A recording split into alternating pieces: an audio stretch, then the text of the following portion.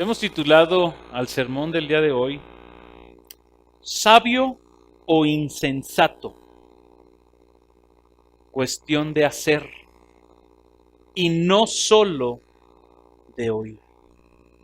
Otro título que voy a piratearme, que así lo puedo decir, o hacer un plagio, es un título que utilizó el pastor Martin Lloyd-Jones en uno de sus comentarios acerca del texto que voy a predicar, y él tituló a su comentario El peligro de un conocimiento meramente intelectual.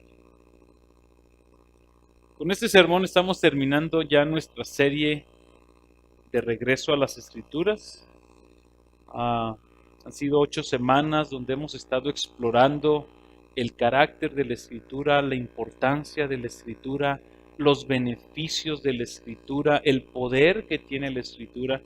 Y no solamente los domingos, sino también cada miércoles, cada viernes, en cada clase hemos estado explorando ciertas características de la Escritura que tienen la intención de hacernos personas como el rey Josías, como predicábamos el domingo pasado.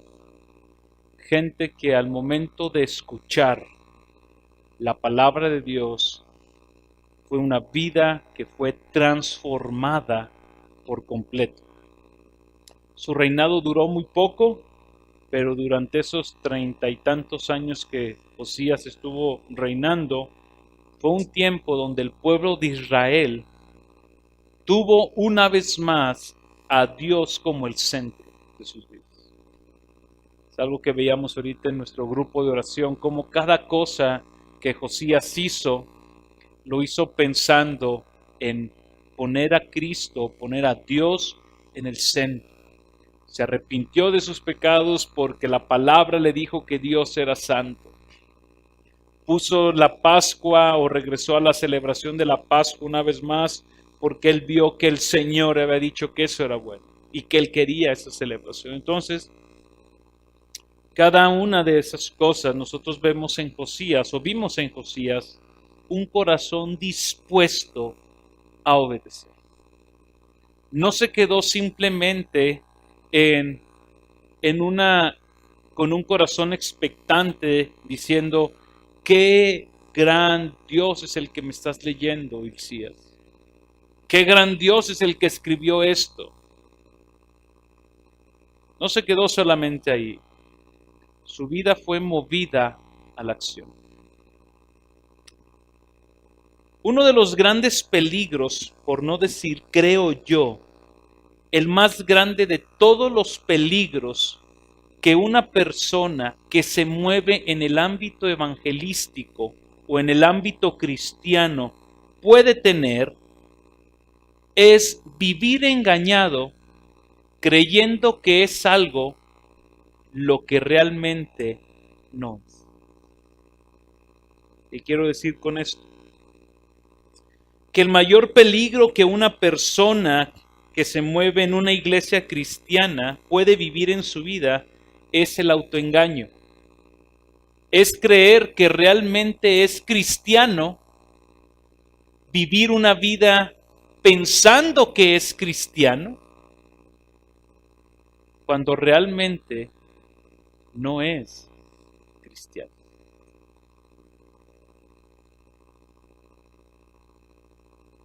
Santiago, cuando escribe su carta, muchas veces nosotros pasamos de largo ciertas palabras que vienen en la Escritura porque no nos conviene a nosotros leerlas, porque son palabras que se nos hacen demasiado fuertes, son palabras que se nos hacen demasiado ásperas.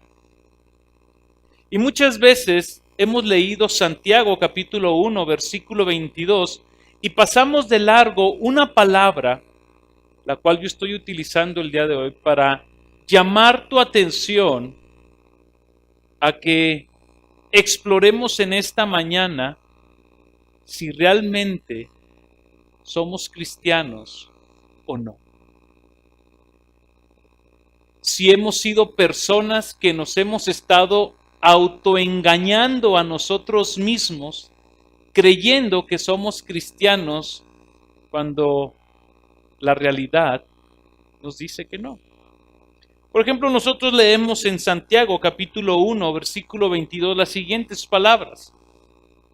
Sed pues hacedores de la palabra y no solamente oidores que se engañan a sí mismos. Y todos nosotros recitamos la primera parte.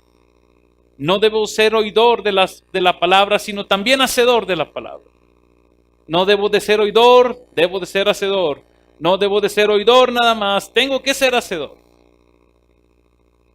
Pero cuando llegas a la segunda parte del versículo y te confronta la palabra y te dice, es que si tú eres simplemente oidor y no hacedor de la palabra, eres una persona que vives 100% engañada, creyendo que eres algo que en realidad no lo eres.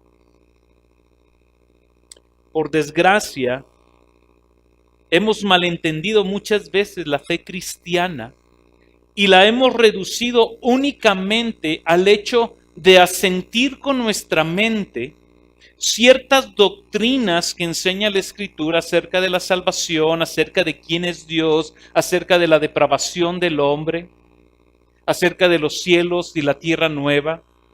Hemos asentido con nuestra mente y nuestro corazón que Cristo es el Señor, que Cristo vino, que Cristo murió.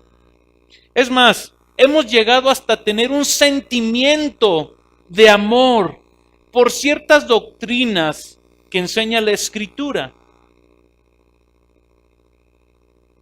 Pero ese asentir intelectual o ese movimiento simplemente en las emociones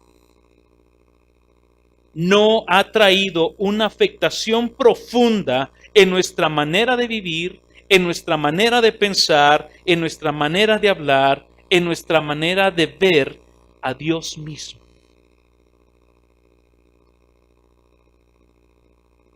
Debemos entender, y quiero poner esto de realce antes de continuar, nuestra salvación de nuestra alma, la salvación de nuestra alma es una obra exclusiva de Dios a través del Espíritu Santo por medio de la fe en Jesucristo y es una obra totalmente de gracia.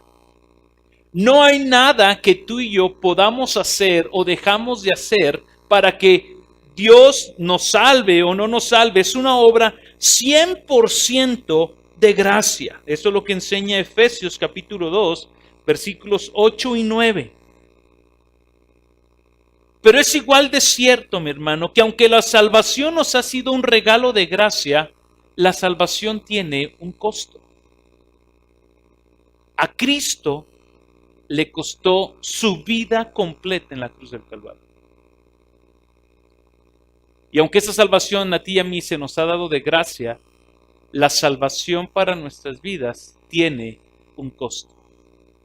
¿Sabes cuál es el costo que demanda el Padre de nosotros? Nuestra vida completa. Jesús enseñó y dijo que aquel que no toma su cruz, que no se niega a sí mismo, no puede ser su discípulo. Ahí está, toda tu vida. Dios demanda de nosotros toda nuestra vida. Porque no puede ser posible, hermanos, que nuestra salvación le haya costado a Cristo toda su vida y que a nosotros no nos cueste o nos cueste tan poco. ¿Por qué digo esto? Porque nadie quiere pagar el costo de seguir a Cristo. Nadie quiere dejar las amistades del mundo que nos llevan a pecar por seguir a Cristo. Nadie quiere dejar el estándar del mundo por seguir a Cristo. Nadie está dispuesto el día de hoy a negarse a sí mismo con el afán de seguir a Cristo. No hay nadie ahora que respete a Dios por quien es Dios. Y no hay nadie que quiere someter su vida al señorío de Cristo en obediencia. Todos queremos los beneficios de Cristo. Queremos la salvación de Cristo. vuelvo a hablar o a traer a colación. La salvación es gratis, es por gracia. Pero tiene un costo para nuestras vidas. En el Evangelio de Juan, capítulo 3, versículo 36, nosotros encontramos al evangelista haciendo una conexión gloriosa acerca de la fe invisible, la fe salvadora que es invisible, que no se ve, que es una obra de Dios, y la conecta con una fe que es visible, la cual da testimonio de que realmente tenemos una fe salvadora. Juan escribe en el versículo 36 las siguientes palabras y dice así: el que cree en el Hijo tiene la vida eterna, pero el que no obedece al Hijo no verá la vida, sino que la ira de Dios permanece sobre él. Aquí Juan nos está hablando de dos tipos de personas. No hay un tercero. Solamente existen dos tipos de personas, y es lo que vamos a ver en nuestro pasaje en un momento más. Y Juan nos dice algo, dice, el que cree es aquel que muestra su fe en Jesús por medio de ser obediente a Jesús. Y aquella persona que cree en Jesús y que muestra su fe en Jesús a través de su obediencia a Jesús, esa persona tiene la seguridad de que tiene vida eterna. Pero el que dice creer en Cristo, pero no le obedece, entonces lo que realmente le espera es la ira de Dios sobre su vida. Juan está haciendo una conexión entre creer y obedecer. Por eso cuando me encontré el título que utiliza Martin Lloyd Jones, el peligro de un mero conocimiento intelectual, es algo que debe en esta mañana, mi hermano, llevarnos a la reflexión de cuál es la postura en la cual tú y yo nos encontramos. Porque una persona que cree en Cristo y que le cree a Cristo es una persona que obedece a Cristo. Y no es con una obediencia perfecta. Porque si algo el Señor es consciente y algo tú y yo somos conscientes, es que somos personas imperfectas. Que tú y yo no podemos cumplir la ley de Dios a cabalidad.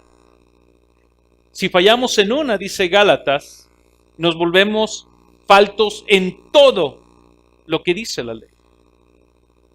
Pero entonces, ¿qué es esta cuestión de creer y obedecer? ¿Cómo la debemos de ver? Si somos personas imperfectas, entonces debemos caer en la condición de decir, soy un pecador, hay pecado residente en mí, por tanto, soy incapaz de obedecer los mandamientos del Señor. ¿Usted me comprende, pastor?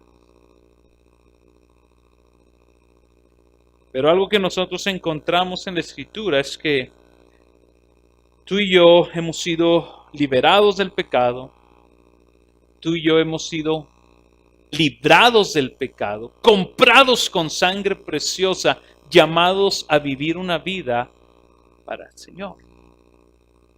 Pero pareciese como que nosotros nos aferramos a querer vivir una vida de esclavitud, de regresar a Egipto una vez más. Nosotros no tenemos la capacidad de nosotros mismos entonces de guardar y cumplir toda la ley sin que nunca fallemos.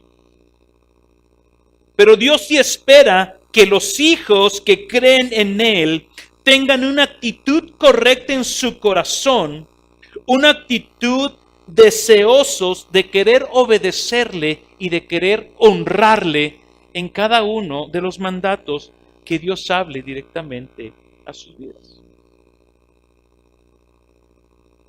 Así que una de las pruebas más convincentes y más sólidas que demuestran en una persona la gracia salvadora es una vida de obediencia.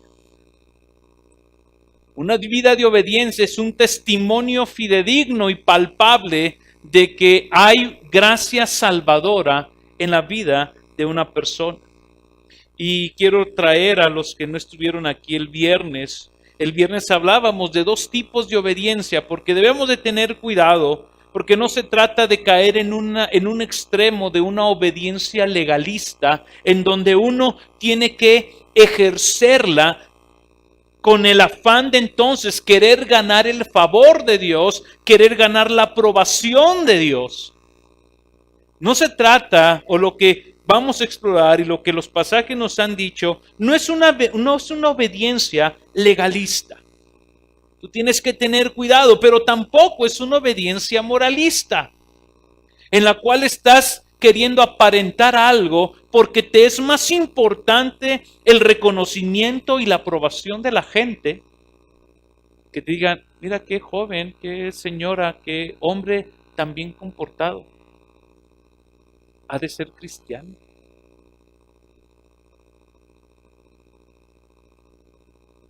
Estamos hablando de una obediencia de gracia.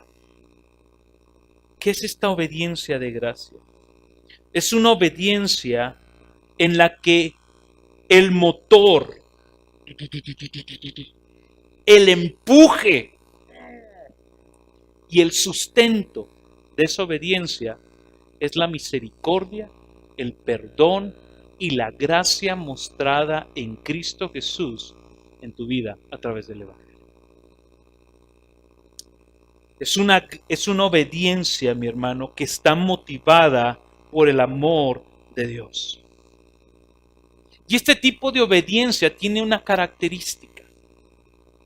Cuando tú y yo tenemos una obediencia que está motivada por la gracia, se ve de tres maneras. Es una obediencia que es total a todos los mandatos, a toda la palabra que Dios me ha hablado, a cada una de las verdades que Dios ha encarnado en mi corazón. Pero también es una obediencia inmediata. Es una obediencia donde Dios te dice, haz esto, y uno con un corazón obediente dice, yo lo hago. Pero también es una obediencia que se hace con gozo. Un corazón gozoso y satisfactorio, sabiendo que está haciendo lo que su Señor le está pidiendo. Es una obediencia total, es una obediencia inmediata y es una obediencia alegre. Que no pesa obedecer al Señor.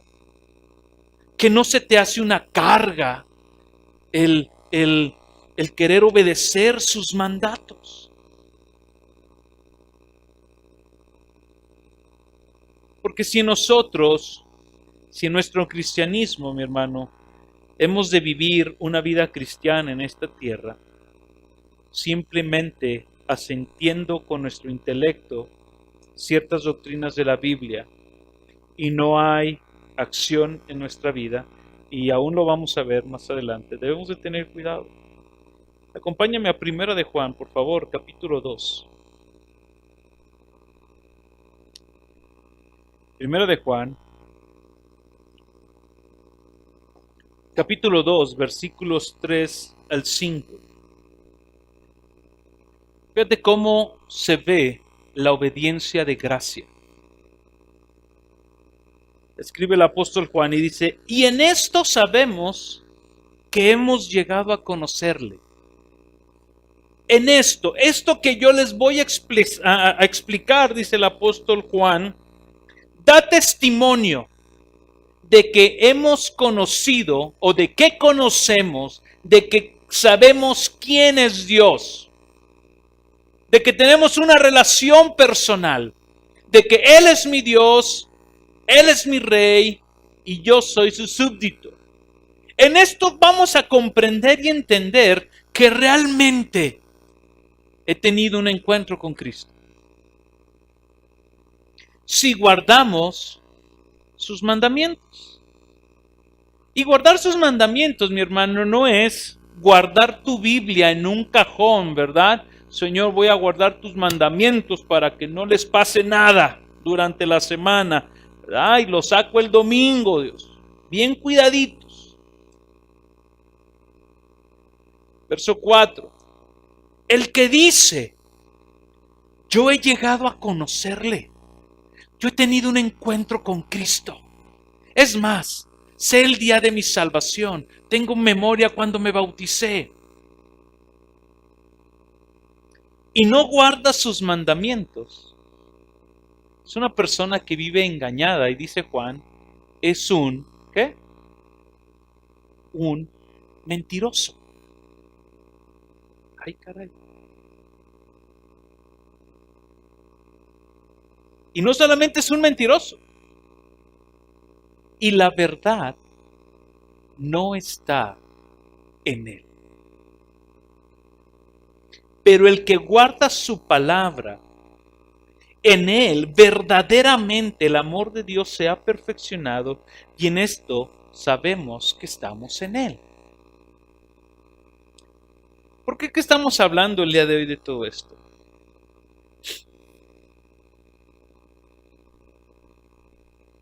Porque si a lo largo de 8 semanas que hemos estado explorando esta serie de la necesidad de volvernos a las Escrituras, nosotros no habláramos de la necesidad y la importancia y la relevancia que Cristo Jesús le pone a la obediencia a sus palabras, yo estaría presentando una serie carente, donde todo mundo nos quedaríamos, bueno, pues es necesario ir a la Biblia, pues me vuelvo a la Biblia, la leo todos los días, que me den mi programa y palomita, checklist, listo.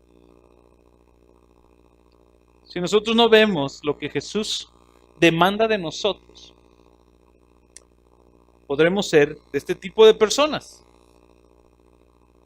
a los cuales Dios nos llama mentiroso, porque dices creer en mí y no guardas mis palabras. Debemos de saber, mi hermano, que el cristiano, y aquí es otra prueba, cada vez que tú y yo estamos buscando constantemente obedecer al Señor, el cristiano que está constantemente buscando hacer la voluntad de Dios en su vida, se encontrará con una batalla constante contra su pecado. Se encontrará una batalla constante contra su pecado. ¿Por qué? Porque aunque somos libres del pecado, somos libres de la culpa del pecado, hemos sido libres de la condenación del pecado. Romanos capítulo 7, versículos 15 al 23 nos enseña, hay pecado residente en nuestro corazón, el cual se quiere levantar una vez más para arrastrarnos a una vida de esclavitud. Pero cuando tú como cristiano buscas con todo tu corazón hacer la voluntad del Padre, tú buscas obedecerle, tú vas a encontrar una resistencia en tu corazón de un pecado que no quiere obedecer. Si tú tienes tiempo ya como creyente y nunca has experimentado una lucha contra tu pecado, es muy probable que no hayas experimentado entonces la gracia transformadora del Evangelio. Porque si algo Dios no hace, mi hermano, es tomarnos, salvarnos y dejarnos igual como estábamos. Si el Evangelio algo hace, es tomar la vida de un pecador muerto en sus pecados, darle vida por el Espíritu Santo y comenzar a transformarlo en una nueva persona. Transformarlo a la imagen de Cristo. Pero en esa transformación hay luchas, hay batallas que ganar contra tu pecado. Pero si tú nunca has experimentado una batalla contra tu pecado, si tú puedes decir, bueno, yo me hice cristiano, pero no, nunca ¿Nunca he batallado con nada? Entonces, ¿dónde está el Espíritu de Dios en tu vida mostrándote tus pecados que tienes que abandonar? ¿Por qué decimos esto? Porque no puede ser posible que un hombre o una mujer que sustenten en su vida el título de cristianos y que afirmen que en un tiempo de su vida Dios los salvó, en su vida cotidiana no se pueda ver ese encuentro que tuvieron con Cristo. Que no se pueda palpar, que la gente no lo pueda ver. Porque cuando Dios encuentra a un hombre o a una mujer, su mente, sus sentimientos, sus emociones, su voluntad, sufre un cambio de 180 grados. No digo de 360 porque regresamos al mismo punto de partida. De 180 grados. Es triste, mi hermano, ver entonces a cristianos nominales. Cristiano nominal es cristiano de título nada más. Es triste ver a cristianos nominales que viven de la misma manera que viven aquellos que no conocen a Dios. Es triste ver a cristianos hablando con las mismas groserías con las que hablan la gente del mundo. Es triste ver a cristianos tratando a las demás personas con el mismo desprecio y el mismo desplante de orgullo y soberbia como los que no conocen a Cristo. Es triste ver a cristianos tratar a su cónyuge de la misma manera como la trata la gente que no conoce a Cristo. Es triste ver a cristianos llevando una vida sexual de la misma manera libertina que la lleva el mundo. Es triste ver a cristianos nominales visitando las mismas páginas pornográficas de la gente que no conoce al Señor. Es triste ver a cristianos en sus trabajos no mostrando ninguna diferencia en cómo hacen su trabajo que los pueda distinguir de las demás personas. Cuando Dios nos toma, hay cambios.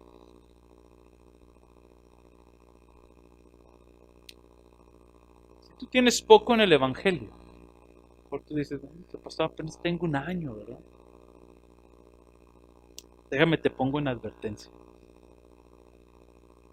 Si decides con todo tu corazón amar al Señor, buscar su voluntad, honrarlo con todo tu ser, te vas a encontrar con batallas.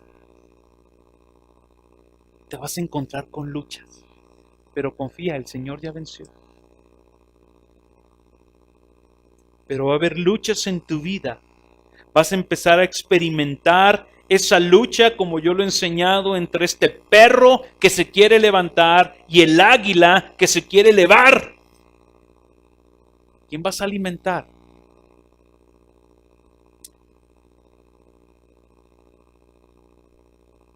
Vamos a nuestro pasaje. No se preocupen, hoy el sermón es más corto.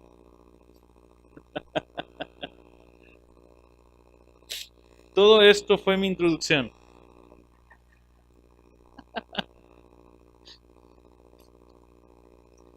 Mateo capítulo 7.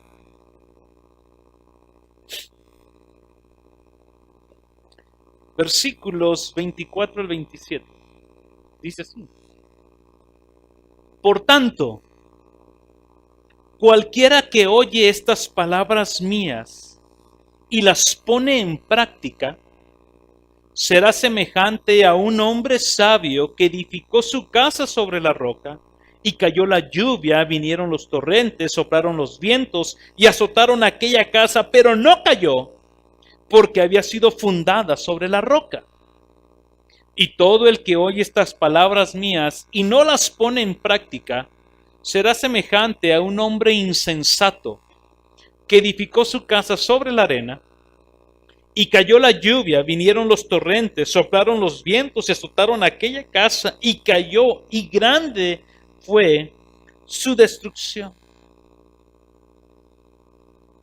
Lo que estaremos viendo en este pasaje, hermanos, son las palabras con las que Jesús está terminando el Sermón del Monte.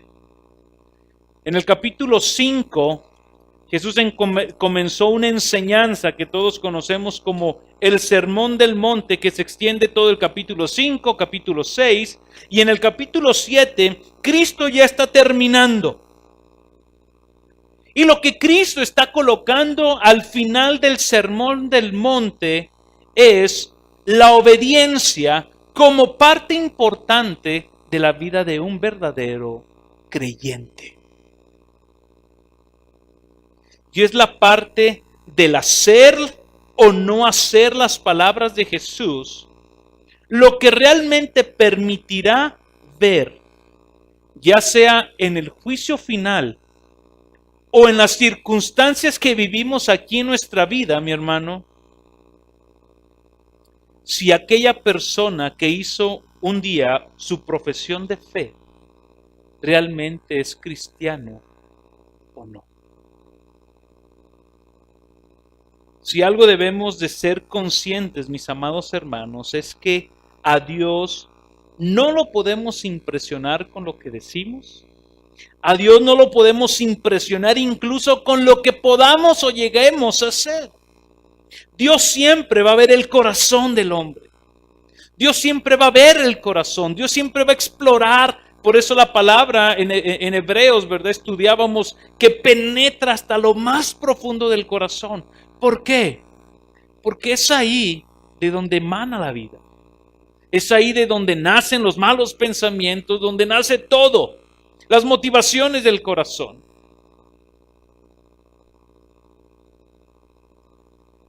En una ocasión, un grupo de fariseos querían apantallar a Jesús con ciertos cumplimientos de leyes, ¿verdad? De rituales, de tradiciones que ellos habían implementado. Y cuando estos hombres quisieron apantallar a Jesús, le dijeron: ¿tus discípulos no se van a lavar las manos para comer? La manera en que Jesús le respondió es algo que a lo mejor yo no haría, pero Jesús sí lo hizo. Y Jesús les dijo: ¡hipócritas! Bien profetizó Isaías de vosotros cuando dijo: este pueblo de labios me honra, pero su corazón está lejos de mí. Este pueblo estaba cantando al Señor: Santo, Santo, Santo. ¿Dónde está tu corazón?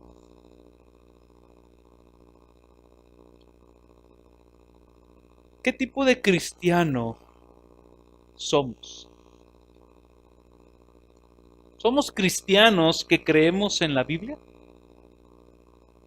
¿O somos cristianos que viven la Biblia? Muy diferente. Y ahorita lo vamos a ver en nuestro pasaje. Porque creer, mi hermano, creer no nos es suficiente. La salvación viene por fe, por gracia. Pero esa fe, dice Santiago, se ve con obras. ¿Por qué? Porque los demonios creen igual que tú y que yo. Los demonios asienten quién es Cristo igual que tú y que yo. Pero ellos no doblegan su voluntad ante Cristo. Aquí es donde tú y yo tenemos que explorar. Si tenemos una fe tipo demonio, tenemos una fe verdadera. ¿Qué vemos aquí? Jesús está contándonos una parábola. Una parábola que está citando Jesús, donde nos presenta la historia de dos hombres que se dedican a la construcción. Dos ingenieros, dos arquitectos. que se dedican a construir casas. Pero estos hombres tienen muchas similitudes. De hecho, son similitudes que son muy evidentes a todos los que los ven. Son similitudes, son características que toda la gente que los estaba rodeando no podía diferenciar entre uno y otro, porque eran personas muy parecidas. Pero en la parábola Jesús también nos cita ciertas diferencias que no eran muy visibles a simple vista, que tenía que pasar algo. Tenía que suceder algo, tenía que llegar un evento importante para que realmente se viera qué tipo de constructor era. Si era uno bueno o era un constructor malo. Y la mayoría de la diferencia que veremos entre estos dos constructores es o radica en la manera en que estos dos hombres respondieron a las palabras de Jesús. La diferencia de estos dos constructores radica en la manera en cómo ellos respondieron a lo que Jesús había enseñado.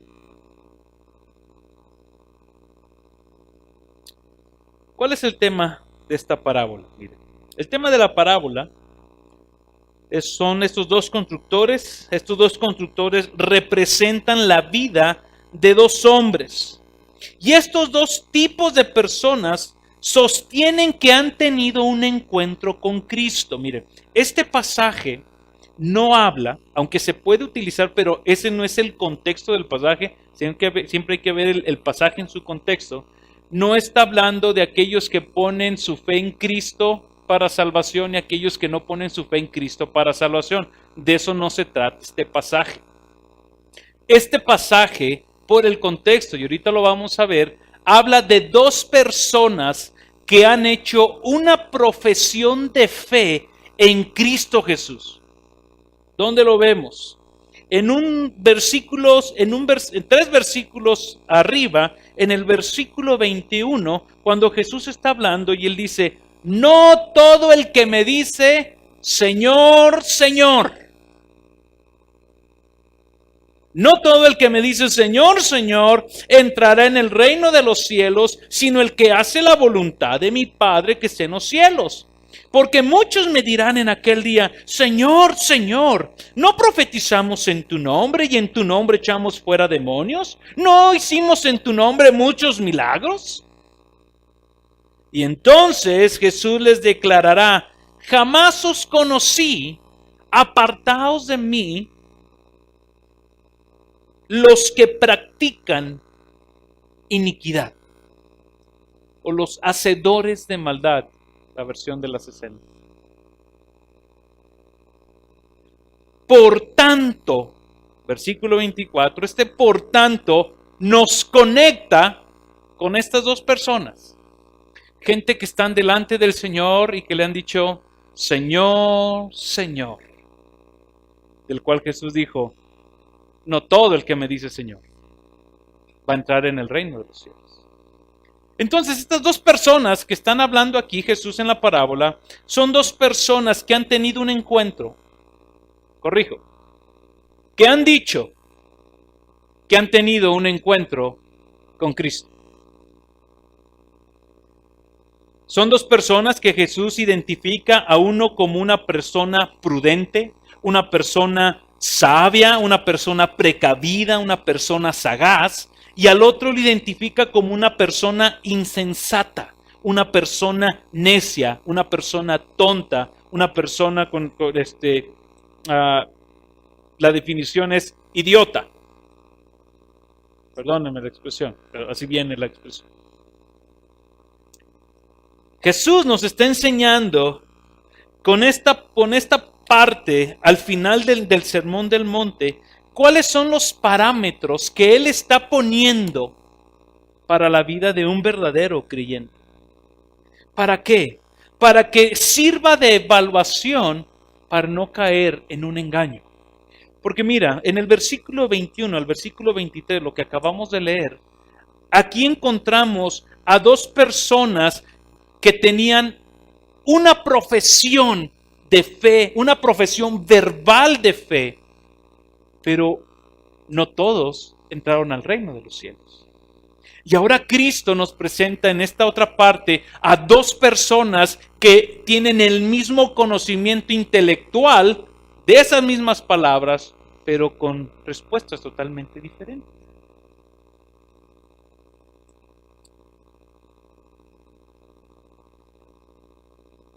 ¿Qué similitud encontramos en estas dos personas? Miren, encontramos varias similitudes. La primera similitud que encontramos en el versículo 24 y en el versículo 26, que estas dos personas que habían hecho ya una profesión de fe, escuchaban las mismas palabras de Cristo. Versículo 24, cualquiera que oye estas palabras mías, versículo 26, y todo el que oye estas palabras mías será semejante a un hombre insensato y el otro será semejante a un hombre sabio. Este tipo de personas, mi hermano, escucharon durante toda su vida o el tiempo que estuvieron ahí las mismas palabras de Jesús. Cuando vemos el cimiento, ahorita que lo veamos, este cimiento es la palabra de Cristo. Son las palabras del Señor y puede aplicarse a todas las palabras que Cristo ha hablado. Pero estos dos hombres, tanto el insensato como el sabio, con mucha frecuencia son personas que lucen muy parecidas. No se puede distinguir fácilmente una de la otra. Ambas parecen que son o que están construyendo una vida cristiana. Porque Jesús no pone en contraste aquí a los cristianos profesantes contra los incrédulos. Por eso comencé el sermón diciendo, el mayor peligro de un cristiano es creer que es cristiano. ¿Por qué? Porque el incrédulo ya sabemos que es incrédulo. Punto. El incrédulo ya sabemos que es incrédulo y que necesita el evangelio. Pero la persona que se cree cristiana, ¿cómo lo sacas de ese horror? Creo las doctrinas bíblicas. Creo la inerrancia de la Escritura. Creo que Cristo vino. Creo que Cristo murió por mis pecados. Es más, lo predico en la calle. Hablo con mis amigos, con mis conocidos. Incluso he hecho hasta milagros. Y el Señor te dice, pero no te conozco. Esta gente, mi hermano, estos dos hombres escuchaban las mismas palabras de Jesús. Lo que tienen en común ambos constructores de casas espirituales es que ellos escuchan las palabras de Cristo domingo tras domingo, leen las mismas palabras de Cristo cada día en sus Biblias, siguen el mismo programa de lectura, vienen los miércoles de oración, levantan sus manos los domingos, cantan santo, santo, santo, es el Señor Dios Todopoderoso. Y no hay ninguna diferencia. Ahí están, todos se ven iguales. La segunda similitud que vemos en estas dos personas es que ambos edificaron una casa. Ambos estaban construyendo una vida. Verso 24 y 25. Cualquiera que oye estas palabras mías será semejante a un hombre sabio que edificó una casa. Versículo 26, será semejante a un hombre insensato que también estaba edificando una casa. Los dos fueron a la misma universidad, los dos tomaron las mismas materias, los mismos profesores, los dos compraron el material en la misma tienda y estaban construyendo la misma casa. Y no se veían muy diferentes, se veían muy parecidas las dos casas. Ambos construyeron el mismo tipo de casa y en la misma zona geográfica. Porque a los dos los atacaron los ríos, a los dos se levantó el viento, a los dos llegó con ímpetu toda el agua. Los dos compraron un terreno en el mismo lugar. ¿Qué diferencias hay hasta ahorita? Ninguna. Se ven muy similares. ¿Cómo nos vemos nosotros? Muy similares.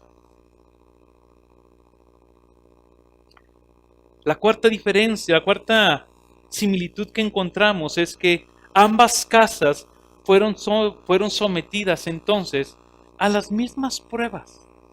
No hubo diferencia. Fíjate cómo dice en el versículo 25. Y cayó lluvia, y vinieron torrentes, soplaron los vientos y azotaron contra aquella casa. En el versículo 25 es la casa del sabio. En el versículo 27 dice, y cayó la lluvia, vinieron torrentes, soplaron los vientos y azotaron aquella casa. Esta es la casa del insensato. Pregunta, ¿cuál es la diferencia? Ninguna.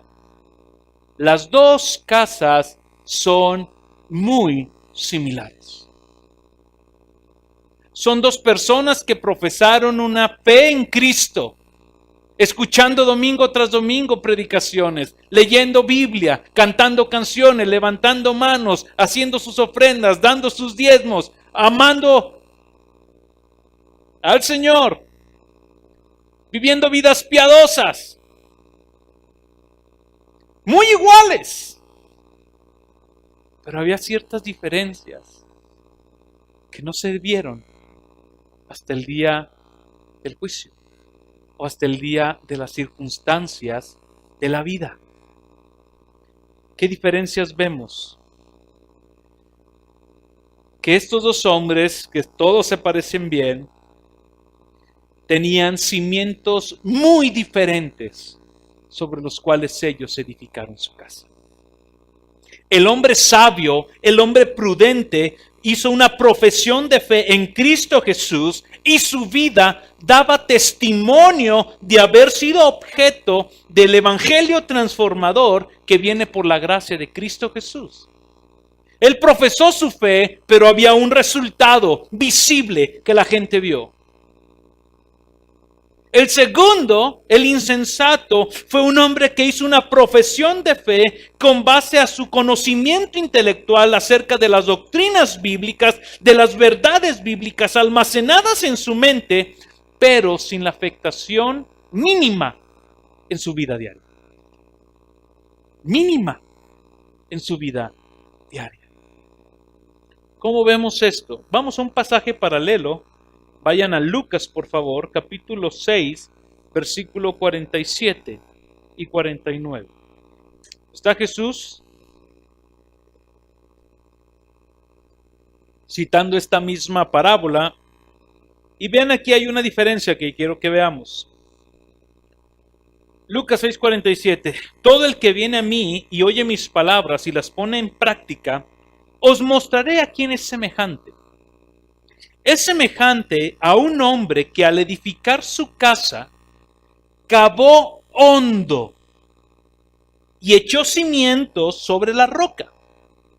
Cuando vinieron la inundación, el torrente dio con fuerza contra aquella casa, pero no pudo moverla porque había sido bien construida. Pero el que había oído y no ha hecho nada, es semejante a un hombre que edificó una casa sobre tierra sin echar cimiento. Mira, aquí en Lucas nosotros vemos una diferencia. El hombre prudente se dedicó a trabajar. Compraron el mismo terreno. Y este hombre con diligencia empezó a explorar la tierra donde iba a construir. Dice que empezó a cavar hondo. ¿Hasta cuándo? Hasta que encontró piedra sobre la cual edificar su casa.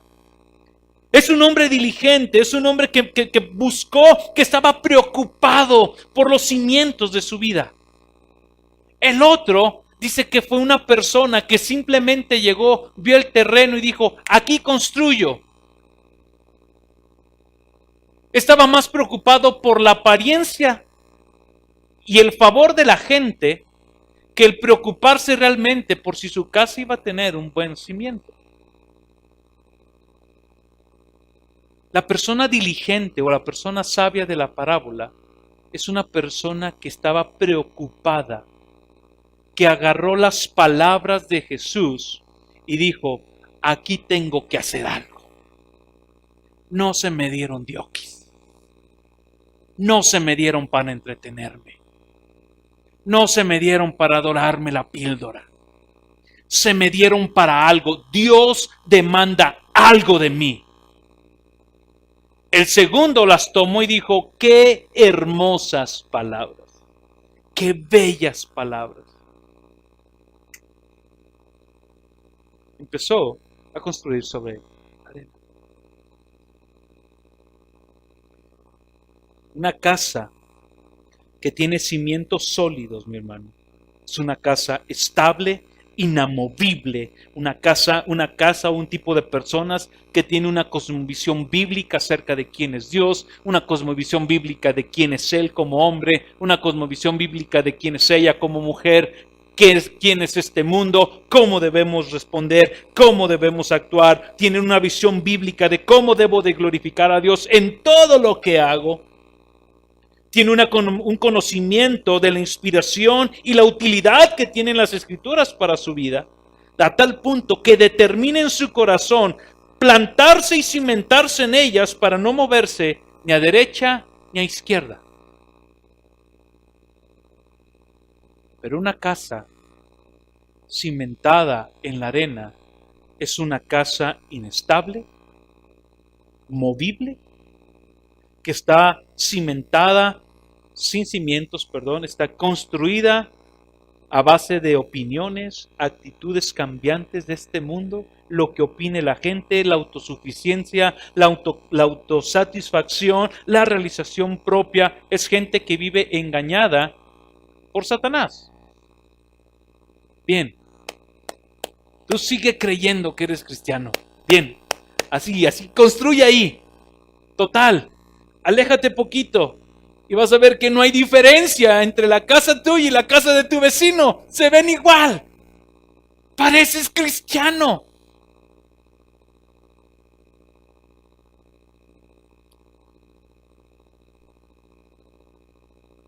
La otra diferencia que vemos no solamente fue el cimiento, sino el actuar del constructor, que va implícito. El actuar sabio puso en práctica, obedeció las palabras de Cristo. Él mostró obediencia a la palabra del Señor. El otro, el insensato, solamente se conformó con escucharla y afirmar verdades y decir amén, pero no permitir que esa palabra traiga una afectación a su vida. Amén a esa palabra. Gloria a Cristo bendito. El otro tomó la palabra. Un rey Josías vio la palabra, vio la santidad de Dios y dijo, Señor, perdónanos porque te hemos abandonado.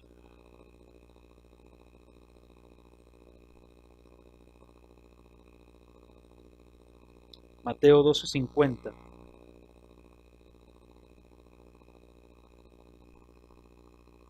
Mateo 12:50.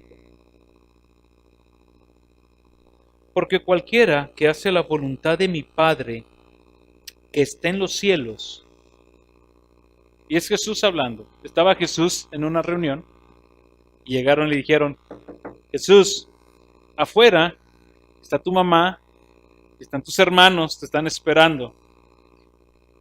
Y Jesús se voltea a la gente, a la multitud que lo estaba escuchando y les dice, cualquiera que hace la voluntad del Padre que está en los cielos, ese es mi hermano, ese es mi hermana, esa es mi madre.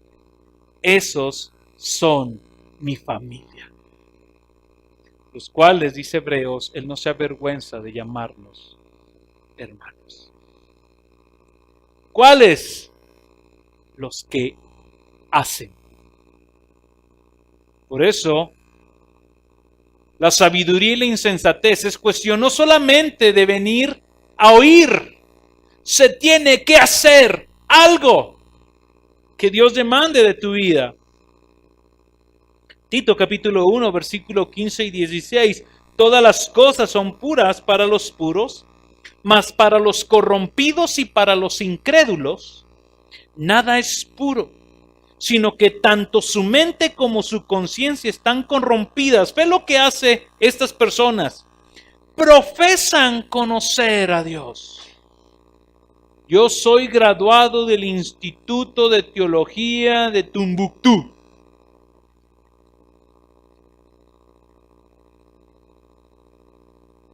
Oiga, mi hermanita, ¿y cómo lo trata su viejo?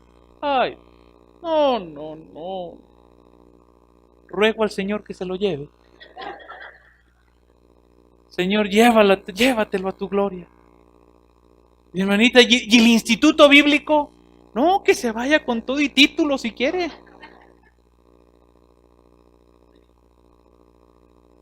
Profesan conocer a Dios, segunda parte, pero con sus hechos lo niegan. Son gente abominable, es gente desobediente, es gente inútil para cualquier obra. Son palabras duras, mi hermano. Que cuando leemos ciertos pasajes, los brincamos.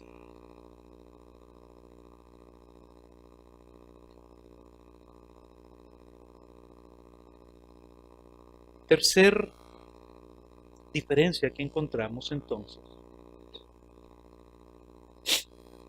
es el resultado de su construcción. Estas dos casas que parecían iguales, construidas con el mismo material, dirigidos o instruidos por el mismo profesor, comprado los materiales en la misma tienda, pero a diferencia, uno fue diligente, escarbó hasta encontrar tierra y poner cimiento firme. El otro escuchó, se agradó y las dejó a un lado. Pero a estas dos personas, versos 27 y verso 25, llegaron los problemas a sus vidas. Pastor, pero a mí me dijeron que cuando uno se vuelve cristiano uno no sufre. Te vendieron un evangelio barato. Se lo vendieron muy barato. Se sufre, sí. ¿No andamos buscando el sufrir? No. ¿Pero se sufre? Sí. Se sufre. Y en medio del sufrimiento se va a ver qué tipo de cristiano eres. En medio de los problemas, en medio de las situaciones, cuando te están agarrando y te están apretando las circunstancias, la economía, los problemas en el trabajo, los problemas con los hijos, te están apretando. Un pastor que te dice, lee la escritura, te está apretando hasta el punto donde tú dices, ¡ya! No voy a ir a esa iglesia. Ya no lo quiero escuchar. Pura Biblia. No, si quieres chistes, búscame en la semana y te contamos en mi casa. Pero aquí en el púlpito no.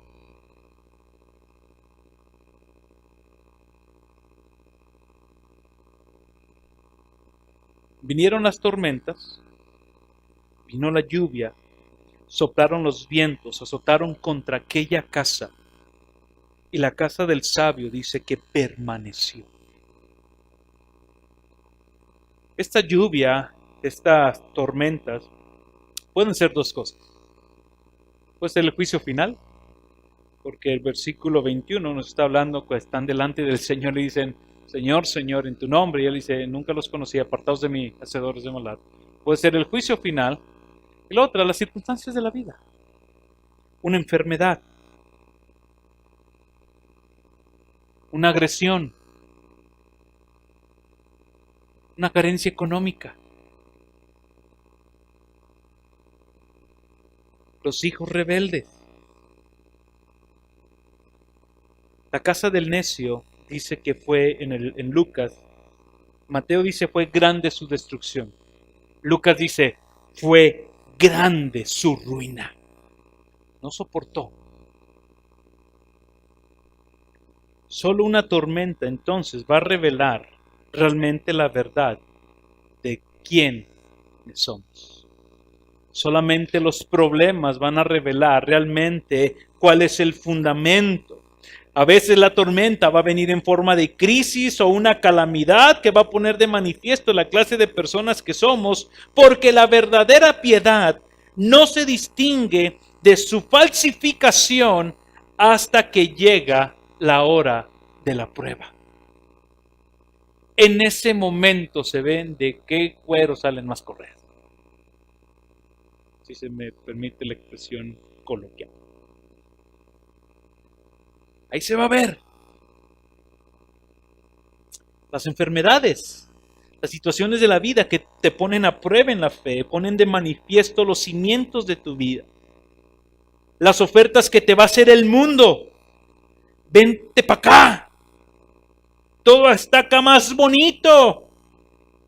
Van a poner a prueba tu fe, van a poner a prueba tu amor, las filosofías de este mundo, las doctrinas de demonios que enseñan la Escritura, las doctrinas humanistas, las doctrinas de demonios no que enseñan las Escrituras, de las que habla la Escritura, que hay doctrinas de demonios que traen confusión.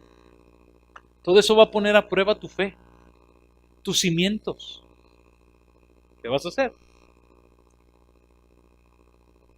Con esto terminamos entonces. ¿Qué hacemos? Hermano, no se trata solamente de venir a oír. No se trata solamente de venir a oír. El viernes comencé la clase de ese día con una frase que dice que el éxito y el fracaso de la vida cristiana depende de qué tanta Biblia almacenamos sistemáticamente en nuestra mente, acompañada de la obediencia. 3 cosas debemos de hacer entonces nosotros a la luz de este pasaje. 1. Explora realmente el fundamento de tu fe. Explora realmente el fundamento de tu fe. Voy a leer un comentario del pastor Marty Lloyd-Jones. Dice lo siguiente: la verdad en la que insiste Jesús en estos últimos 2 párrafos del Sermón del Monte es que ni el conocimiento intelectual de él ni la profesión verbal, aunque ambas en sí mismos son esenciales, jamás pueden sustituir a la obediencia. Ni el conocimiento intelectual ni la profesión de fe pueden sustituir a la obediencia. La cuestión entonces, dice el doctor, no es que digamos cosas lindas, corteses, ortodoxas o entusiastas acerca de Jesús, ni que oigamos sus palabras poniéndoles atención, estudiándolas y memorizándolas hasta que nuestras mentes estén atiborradas de su enseñanza, sino que hagamos lo que decimos y hagamos lo que sabemos. En otras palabras, dice el doctor, que el señorío de Jesús en nuestras vidas sea una realidad y la cosa más importante para nosotros. Explora el fundamento de tu fe a base de tu vida de obediencia. Segunda cosa que tienes que hacer, revisar si tu profesión de fe está dando los frutos que se esperan de ella.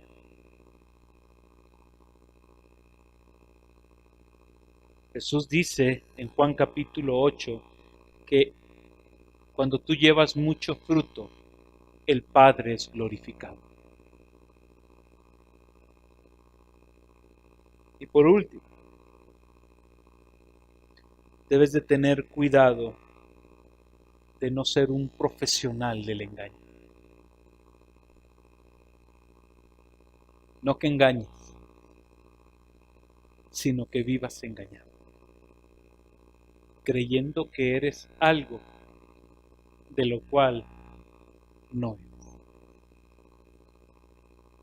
Señor, te damos gracias por tu palabra.